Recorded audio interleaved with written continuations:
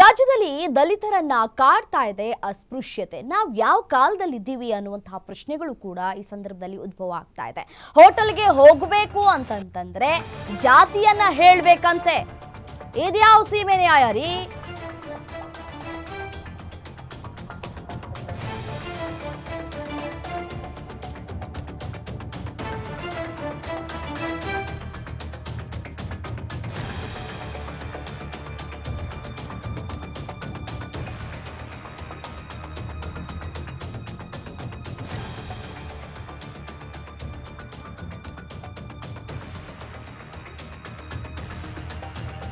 ಬೇರೆಯದೇ treatment ಅನ್ನ ಕೊಡ್ಲಾಗ್ತಾ ಇದೆ.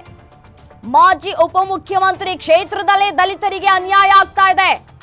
ಅಥಣಿ ತಾಲೂಕಿನ ಸಂಕೋನಟ್ಟಿ ಗ್ರಾಮದಲ್ಲಿ ದಲಿತರಿಗೆ ಅಸಮಾನತೆ. ಹೋಟೆಲ್ಗೆ ಹೋದ್ರೆ ಜಾತಿಯನ್ನ ಹೇಳ್ಬೇಕಂತೆ. ದಲಿತ ಅಂತ ಗೊತ್ತಾದ್ರೆ ಅವರಿಗೆ ಸ್ಟೀಲ್ ತಟ್ಟೆಯನ್ನ ಕೊಡ್ಲಾಗ್ತಾ ಇದೆಯಂತೆ. ದಲಿತರಿಗೆ ಸ್ಟೀಲ್ ತಟ್ಟೆಯಲ್ಲಿ ಕೊಡೋದಿಲ್ವಂತೆ ಊಟ ತಿಂಡಿಯನ್ನ. ದಲಿತರಿಗೆ ಪ್ಲಾಸ್ಟಿಕ್ ಪೇಪರ್, ಪ್ಲಾಸ್ಟಿಕ್ ತಟ್ಟೆಯಲ್ಲಿ ಊಟವನ್ನ ಕೊಡ್ಲಾಗ್ತಾ ಇದೆ. ಅನಿಷ್ಟ ಪದ್ಧತಿ ವಿರುದ್ಧ ದಲಿತ ಮುಖಂಡರು ಕಿಡಿಕಾರ್ತಾ ಇದ್ದಾರೆ. ಹೋಟೆಲ್ ವಿರುದ್ಧ ಕ್ರಮಕ್ಕೆ ದಲಿತ ಮುಖಂಡರು ಒತ್ತಾಯವನ್ನ ಮಾಡ್ತಾ ಇದ್ದಾರೆ.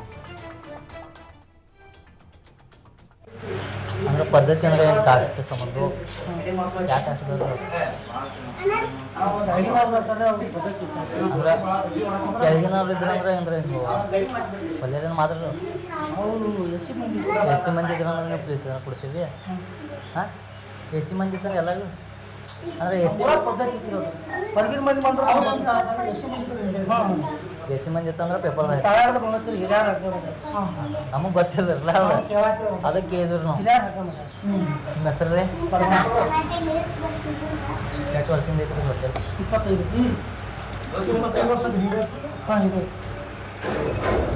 25 ಅಂದ್ರೆ ಪದ್ಧತಿ ಅಂದ್ರೆ ಏನು ಕಾಸ್ಟ್ ಸಂಬಂಧ ಯಾಕೆ ಆಗ್ತದೆ ಅಂದ್ರೆ ಕೆಳಗಿನವ್ರು ಇದ್ರೆ ಅಂದ್ರೆ ಅಂದ್ರೆ ಪಲ್ಯದ ಮಾತ್ರ ಎಸ್ ಸಿ ಮಂದಿ ಇದ್ರೆ. ನಮಸ್ಕಾರ, ನಾನು ಭೀಮಗರ್ಜನೆಯ ಸಂಘಟನೆಯ ರಾಜ್ಯಾಧ್ಯಕ್ಷ. ಏನಂದರೆ ಬೆಳಗಾವಿ ಜಿಲ್ಲೆಯ ಅಥಣಿ ತಾಲೂಕಿನ ಸಂಕೋನಟ್ಟಿ ಗ್ರಾಮದಲ್ಲಿ ಇನ್ನೂವರೆಗೂ ದಲಿತರಿಗೆ ಜಾತಿ ಭೇದ ಭಾವ ಮಾಡ್ತಾರೆ. ದಲಿತರು ಅನ್ನೋ ಕಾರಣಕ್ಕೆ ಯಾವುದೇ ಹೋಟೆಲ್ನಲ್ಲಿ ಆಮೇಲೆ ಕಟಿಂಗ್ ಶಾಪಲ್ಲಿ ಕರ್ಕೊಂಗಿಲ್ಲ. ಸೊ ಇವಾಗಲೇ ಎಲ್ಲರೂ ಕೇಳಿದ್ರು, ನೀವು ಇಲ್ಲಿ ಹುಡುಗರೆಲ್ಲ ನೊಂದಿದಾರು. ಯಾಕಂದ್ರೆ ನಾವು ದಲಿತರಾಗಿ ಹುಟ್ಟಿದ್ದ ತಪ್ಪೇನ, ನಾವು ಹಿಂಗ್ಯಾಕೆ ನಮಗೆ ಮಾಡ್ತಾರು, ಎಲ್ಲರಿಗೂ ತಾಡ್ದಾಗ ಕೊಡ್ತಾರು, ನಮಗೆ ನೋಡೋ ಪೇಪರ್ದಾಗ ಕೊಡ್ತಾರು ಅಂತಂದು ಅವರು ಅದನ್ನ ಹೇಳ್ರಿ. ಈಗ ಇದು ಇಲ್ಲಿ ಆಗಬಾರ್ದು. ಎಲ್ಲ ದಲಿತ ಮುಖಂಡರು ಇವ್ರಿಗೆ ನ್ಯಾಯ ಒದಗಿಸ್ಕೊಡ್ಬೇಕು. ಹಾಗೆ ಡಿ ಸಿ ಸಾಹೇಬರು ಕೂಡ ಇವ್ರ ಮೇಲೆ ಕ್ರಮ ತಗೋಬೇಕು.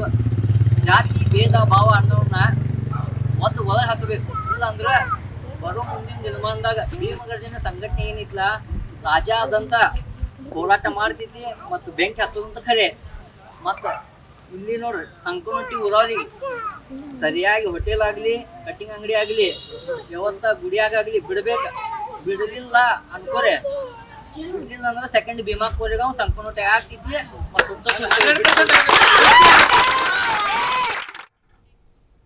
ಮತ್ತಷ್ಟು ಡೀಟೇಲ್ಸ್ ಕೊಡ್ತಾ ಹೋಗ್ತೀರಿ. ನನ್ನ ಕಲೀಗ ಅಜಿತ್ ದೂರವಾಣಿ ಸಂಪರ್ಕದಲ್ಲಿದ್ದಾರೆ. ಏನು ಅಜಿತ್, ಇನ್ನೂ ಕೂಡ ದಲಿತರನ್ನ ಅಸ್ಪೃಶ್ಯತೆ ಕಾಡ್ತಾ ಇದೆ ಅಂತಂದ್ರೆ ನಾವು ಯಾವ ಯುಗದಲ್ಲಿ ಇದ್ದೀವಿ ಅನ್ನೋದು ಪ್ರಶ್ನೆ ಆಗತ್ತೆ.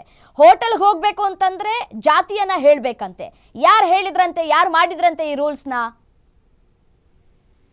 ಹೌದು ರಮ್ಯಾ, ಒಂದು ನಾಚಿಕೆಡೆ ಸಂಗತಿ ನಂತರ ಕೂಡ ಹೇಳ್ಬಹುದು. ಏನು ಬೆಳಗಾವಿ ಜಿಲ್ಲೆಯ ಅಥಣಿ ತಾಲೂಕಿನ ಸಂಕೋನಟ್ಟಿ ಗ್ರಾಮದಲ್ಲಿ ನಡೀತಿರೋ ಘಟನೆ ಇದು.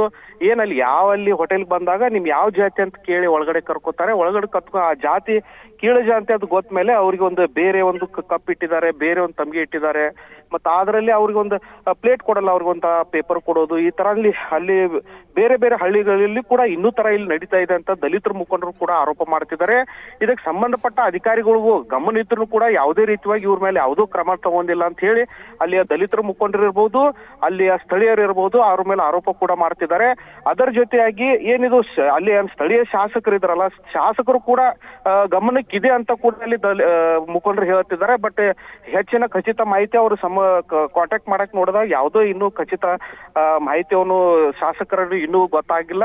ಬಟ್ ಅಲ್ಲಿ ದೃಶ್ಯಾವಳಿಯ ಪ್ರಕಾರ ಮತ್ತೆ ಅಲ್ಲಿ ವಿಡಿಯೋ ಪ್ರಕಾರ ನೋಡಿದ್ರೆ ಅಲ್ಲಿ ಆತರ ದಲಿತರಿಗೆ ಮಾಡೋದು ಎಷ್ಟು ಮಟ್ಟಿಗೆ ಸರಿ ಅಂತ ಹೇಳಿ ರಾಜ್ಯಾದ್ಯಂತ ಒಂದು ಚರ್ಚೆ ಆಗ್ತಾ ಇದೆ ಅಂತಾನೆ ಹೇಳ್ಬೋದು ರಮ್ಯಾ. ದಲಿತರನ್ನ ಏಕವಚನದಲ್ಲಿ ಮಾತನಾಡೋದು ಕೂಡ ಗುಲಾಮಗಿರಿಯ ಪರಿಸ್ಥಿತಿ ಈಗಾಗಲೇ ನಿರ್ಮಾಣ ಆಗ್ಬಿಟ್ಟಿದೆ. ಏನು ಹೇಳ್ತಾ ಇದ್ದಾರೆ ಅಲ್ಲಿನ ದಲಿತರು? ಯಾವಾಗಿಂದ ಈ ಒಂದು ರೂಲ್ಸನ್ನು ತೆಗೆದುಕೊಂಡು ಬರಲಾಗಿದೆಯಂತೆ?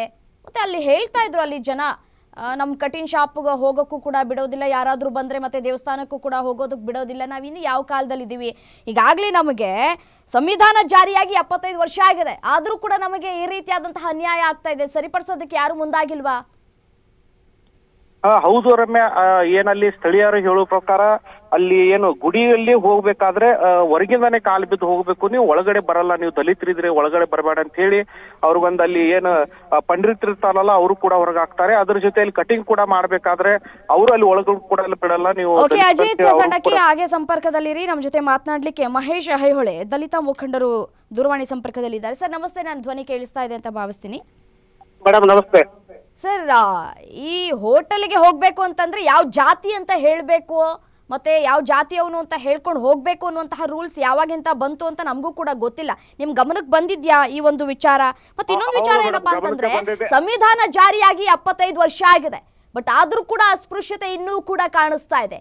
ಎಲ್ಲಿದ್ದೀವಿ ನಾವು ಅಂತ?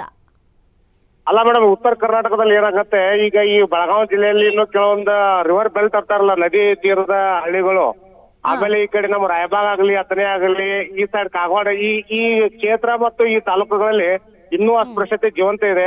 ನಾವು ಖುದ್ದಾಗಿ ಅನುಭವಿಸಿರೋದು ನಾವು ಹೇಳ್ತಿರೋದು. ಆಮೇಲೆ ಇಲ್ಲಿ ಹೋಟೆಲ್ಗೆ ಅಷ್ಟೇ ಅಲ್ಲ, ಕೆಲವೊಂದು ಮನೆಗಳಿಗೆ ಹೋದ್ರು ನೀರು ಇನ್ನೂ ಮೇಲಿಂದ ನೀರು ಹಾಕುವ ಪದ್ಧತಿ ಇದೆ. ಮೇಲ್ಜಾತಿಯವರು ನೀರು ಕುಡಿಯಕ್ಕೆ ಕೇಳಿದ್ರೆ ಮೇಲಿಂದ ನೀರು ಹಾಕುವ ಪದ್ಧತಿ ಇನ್ನೂ ಇದೆ.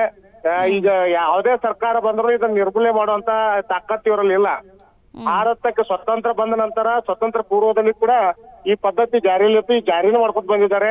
ಇದೇನಾದ್ರೂ ನಮ್ಮಂತ ಯುವಕರು ಹೋರಾಟ ಮಾಡಕ್ ಹೋದ್ರೆ ನಮ್ಮಂತರ ಮೇಲೆ ಮೇಲ್ಜಾತಿಯವ್ರು ಕೇಸ್ ಮಾಡುವಂತ ಪದ್ಧತಿ ಕೂಡ ಈ ಭಾಗದಲ್ಲಿ ತುಂಬಾ ಜಾರಿಯಲ್ಲಿದೆ ಮೇಡಮ್. ಸರ್, ಈ ವಿಚಾರಕ್ಕೆ ಸಂಬಂಧಪಟ್ಟಂತೆ ಕಂಪ್ಲೇಂಟ್ ಏನಾದ್ರೂ ಕೊಟ್ಟಿದ್ದೀರಾ ಸರ್ ಸ್ಟೇಷನ್ ಅಲ್ಲಿ? ಈಗ ನಾವು ಕಂಪ್ಲೇಂಟ್ ಕೊಡಕ್ ಹೋದ್ರೆ ಆ ಕುಟುಂಬನ ಬಹಿಷ್ಕಾರ ಹಾಕ್ತಾರೆ ಮೇಡಮ್. ಒಬ್ಬ ಯಾವ್ದಾದ್ರು ವ್ಯಕ್ತಿ ಇಲ್ಲ ನಾನು ಈ ನಮ್ಮ ಸೌಲಭ್ಯನ ಪಡಿಬೇಕಂತಂದ್ರೆ ನಮ್ಮ ಕುಟುಂಬನ ಹೊರಗೆ ಹಾಕೋ ಪದ್ಧತಿ ಕೂಡ ಜಾರಿಯಲ್ಲಿದೆ ಮೇಡಮ್. ಬಹಿಷ್ಕಾರ ಹಾಕುವಂತ ಹಕ್ಕು ಯಾರಿಗಿದೆ ಅಂತ ಹೇಳಿ? ಅಲ್ಲ, ಊರ ಪ್ರಮುಖರು, ಆ ಊರಿಂದ ಇರುವಂತ ಮೇಲ್ಜಾತಿಯರಿಗೆ ಆ ಹಕ್ಕಿದೆ ಮೇಡಮ್. ಹಕ್ಕು ಪ್ರಶ್ನೆನೇ ಬರಲ್ಲ ಸರ್. ಆ ಹಕ್ಕು ಯಾವ ಒಬ್ಬ ಮನುಷ್ಯನಿಗೂ ಕೂಡ ಬರೋಲ್ಲ. ಅದು ಯಾರಿಗೂ ಇಲ್ಲ, ಯೋಗ್ಯತೆ ಇಲ್ಲ ಆಕ್ಚುಲಿ ಹೇಳ್ಬೇಕಂದ್ರೆ. ಏನಾಗತ್ತೆ ಮೇಡಮ್, ನಾವು ಜನಗೂಲಿ ಕೆಲಸ ಮಾಡೋರು ಅಲ್ಲಿ ಎಲ್ಲ ಪರಿಶಿಷ್ಟ ಜಾತಿಯವರು, ಅವ್ರ ಹೊಲಗಳಲ್ಲಿ ಕೆಲಸ ಮಾಡಬೇಕು, ಅವ್ರ ಮನೆಗಳೆಲ್ಲ ಕೆಲಸ ಮಾಡಬೇಕು. ನಾವು ಏನಾದ್ರೂ ಇಂತಾದ ಪೊಲೀಸ್ ಕಂಪ್ಲೇಂಟ್ ಕೊಡಕ್ ಹೋದ್ರೆ ನಮ್ಮಂತ ಆ ಕುಟುಂಬನ ಬಹಿಷ್ಕಾರ ಮಾಡಿ ಅಲ್ಲಿ ಊರಲ್ಲಿ ಯಾವ್ದೋ ಕಟಿಂಗ್ ಅಂಗಡಿಗಾಗಲಿ, ಹೋಟೆಲ್ಗಾಗಲಿ, ಇನ್ನು ದೇವಸ್ಥಾನಕ್ಕಾಗಲಿ ಯಾವುದೇ ರೀತಿ ಸಂಪರ್ಕ ಇರದಂತೆ ನೋಡ್ಕೊತಾರೆ. ಅದಕ್ಕೆ ಇದು ಒಂದು ಹೇಯ ಕೃತ್ಯ ಮೇಡಮ್. ಈ ದುಷ್ಟ ಪದ್ಧತಿ, ಈ ಅಸ್ಪೃಶ್ಯತೆ ಅನ್ನೋದು ಹೋಗದೇ ಇದ್ರೆ ಈ ಭಾರತದಲ್ಲಿ ನಾವು ಬೆಳೆಯಲು ಸಾಧ್ಯನೇ ಆಗೋದಿಲ್ಲ. ಅದಕ್ಕೆ ಮುಖಾಂತರ ಏನ್ ಹೇಳಕ್ ಇಷ್ಟಪಡ್ತೀರಿ ಸರ್ ಅಂತ ಜನತೆಗೆ? ಈ ಸಮಾಜ ಕಲ್ಯಾಣ ಇಲಾಖೆ ಮತ್ತು ಪೊಲೀಸ್ ಇಲಾಖೆ ಎರಡು ಜಂಟಿಯಾಗಿ ಕಾರ್ಯಾಚರಣೆ ಮಾಡಿ ಅವ್ರು ಯಾರ ಅಸ್ಪೃಶ್ಯತೆಯನ್ನು ಯಾರ ಈಗ ಜಾರಿಯಲ್ಲಿ ಇಟ್ಟಾರಲ್ಲ ಅಂತವ್ರ ಮ್ಯಾಗ ಒಂದು ಅಟ್ರಾಸಿಟಿ ಕೇಸ್ ಮಾಡ್ಕೊಂಡು ಅವ್ರಿಗೆ ಬುದ್ಧಿ ಬರೋ ತರ ಮಾಡಿ ಸಮಾಜಕ್ಕೆ ಒಂದು ಒಳ್ಳೆ ಸಂದೇಶ ಕೊಡ್ಲಿ ಅಂತ ಹೇಳಿ ನಾವು ಕೇಳ್ಕೊಳ್ತೀವಿ. ಸರ್, ಸಮಾಜ ಕಲ್ಯಾಣ ಇಲಾಖೆಗೆ ಏನಾದ್ರು ದೂರು ಕೊಟ್ಟಿದ್ದೀರಾ ಈ ರೀತಿಯಾದಂತಹ ಕೆಲಸಗಳಾಗ್ತಾ ಇದೆ ದಲಿತರನ್ನ? ಹೌದು ಮೇಡಮ್, ನಾವು ಸಮಾಜ ಕಲ್ಯಾಣ ಇಲಾಖೆ ತಾಲೂಕು ಅಧಿಕಾರಿ ಅವ್ರ ಜೊತೆ ಮಾತಾಡಿದಾಗ ಇಲ್ಲ ನಾವು ಬಂದು ಬಗೆಹರಿಸ್ತೀವಿ ಅಂತಾರೆ, ಬಟ್ ಅವ್ರ ಮೇಲೆ ಯಾವ್ದೇ ರೀತಿ ಕೇಸ್ ಮಾಡ್ಕೊಳ್ಳಲ್ಲ ಮೇಡಮ್ ಅವರು. ಇಲ್ಲಿವರೆಗೂ ಯಾರು ಕೂಡ ಸ್ಥಳಕ್ಕೆ ಬಂದಿಲ್ವಾ? ಸಮಸ್ಯೆ ಏನಾಗ್ತಾ ಇದೆ ಅನ್ನೋದು ಯಾರು ಕೂಡ ಕೇಳಿಲ್ವಾ ಅಂತ? ಸಮಾಜ ಕಲ್ಯಾಣ ಇಲಾಖೆ ಅವ್ರದ್ದು ನಾವು ದೂರವಾಣಿ ಮುಖಾಂತರ ಸಂಪರ್ಕ ಮಾಡಿದಾಗ ಇಲ್ಲ ನಾವು ಅಲ್ಲಿ ಹೋಗ್ತೀವಿ, ಅದ್ರ ಸಮಸ್ಯೆ ಬಗೆಹರಿಸ್ತೀವಿ ಅಂತಾರೆ. ಸಮಸ್ಯೆ ಕೇವಲ ಅದು ತಾತ್ಕಾಲಿಕ ಸಮಸ್ಯೆ ಮಾತ್ರ ಬಗೆಹರಿಸ್ತಾರೆ, ಅದಕ್ಕೆ ನಿರಂತರ ಸಮಸ್ಯೆ ಬಗೆಹರಿಯೋದಿಲ್ಲ ಮೇಡಮ್ ಅದು. ಇದಕ್ಕೆ ಯಾರು ಕುಮ್ಮಕ್ ಕೊಡ್ತಾ ಇದಾರೆ? ಊರಿನವರೇ ಕುಮ್ಮಕ್ಕನ್ನ ಕೊಡ್ತಾ ಇದಾರಾ ಅಂತ? ಅಲ್ಲ ಮೇಡಮ್, ಊರಲ್ಲಿ ನಿರಂತರವಾಗಿ ಜಾರಿಯಲ್ಲಿದೆ ಅಂದ್ರೆ ಊರಲ್ಲಿರೋ ಕುಮ್ಮಕ್ಕ ತಾನೇ ಅದು.